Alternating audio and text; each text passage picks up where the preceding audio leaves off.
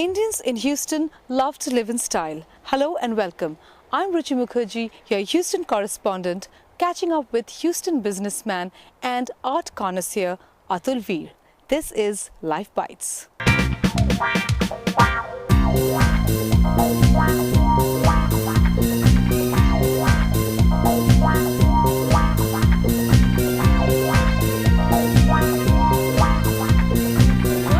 Are you going to show the highlights of your house today? We've heard so much about it. Yes, thank you.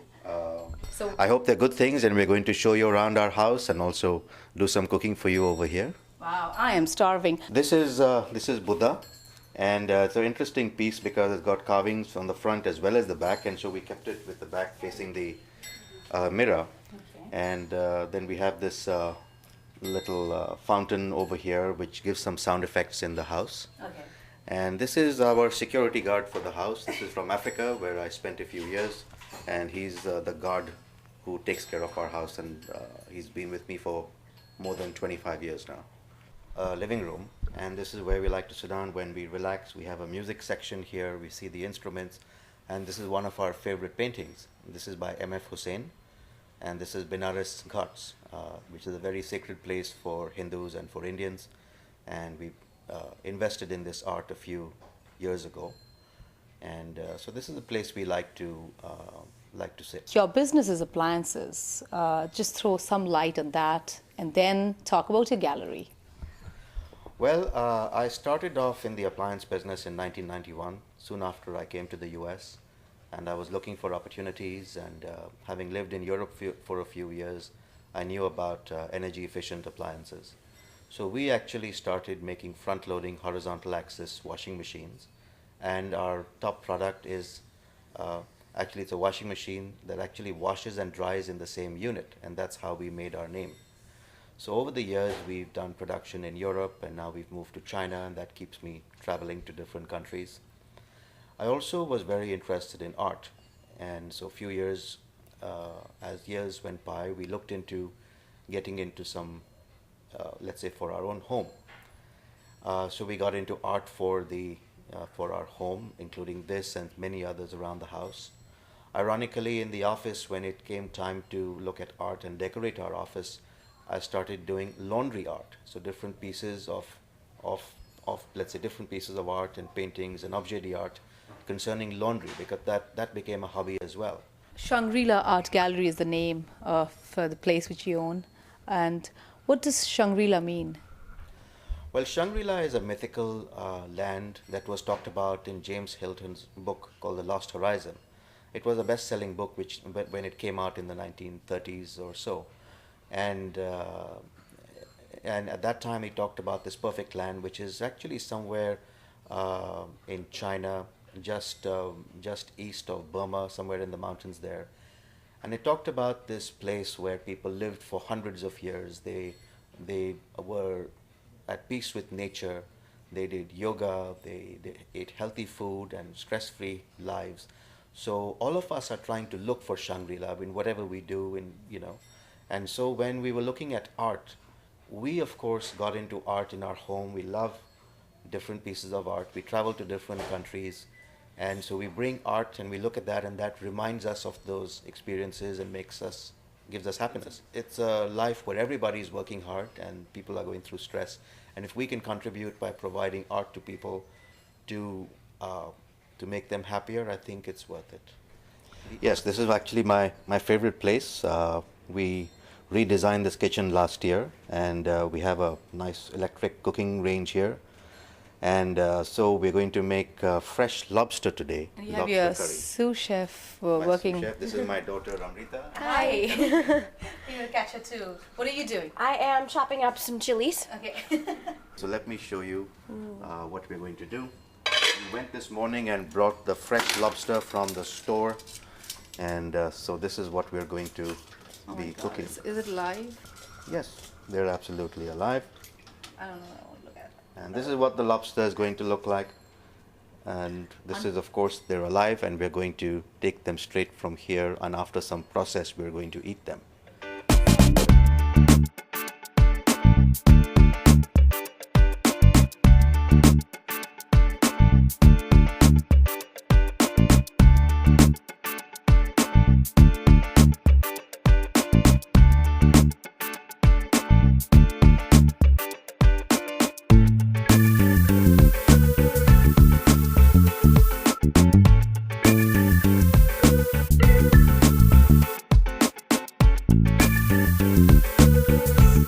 this is a beautiful painting. I picked this up from an art auction and I fell in love with the amount of detail in this painting.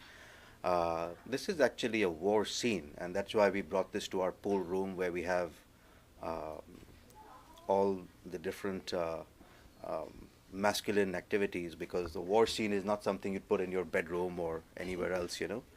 But there's a lot of detail in this, and we looked at the flags and we found out that this was done a couple of 100 years ago. And this is the Swedish-Russian War which took place.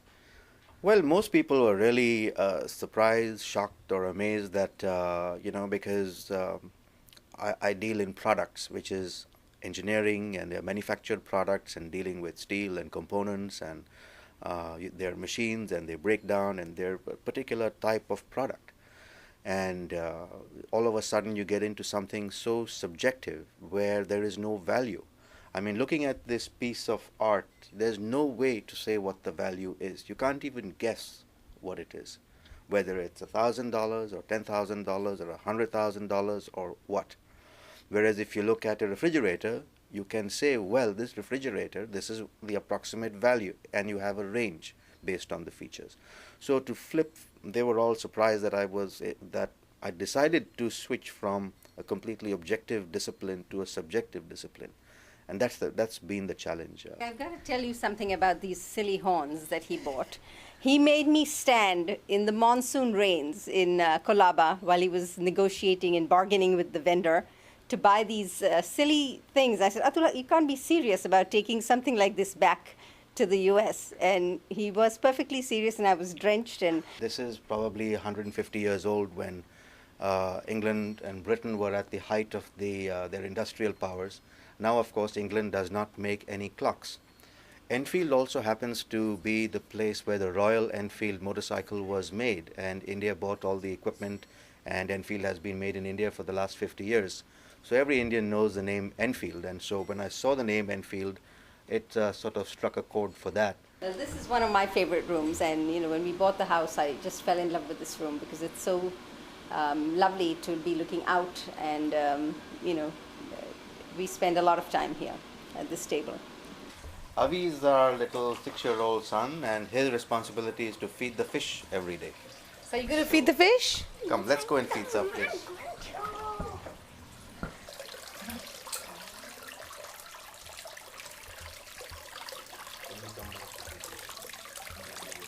We call this the Italian section. There's a lot of plants over here, no flowers, and there's tall trees over here, so it's very shaded.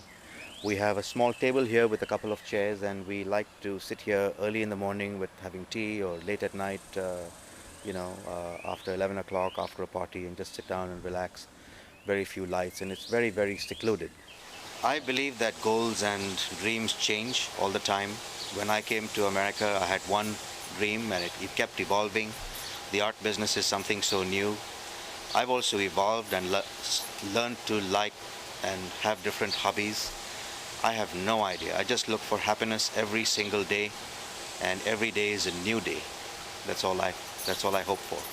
I'm going to wrap it up, but will not let you go with a little bit of a game which I have in mind for you. And it's called the word association game.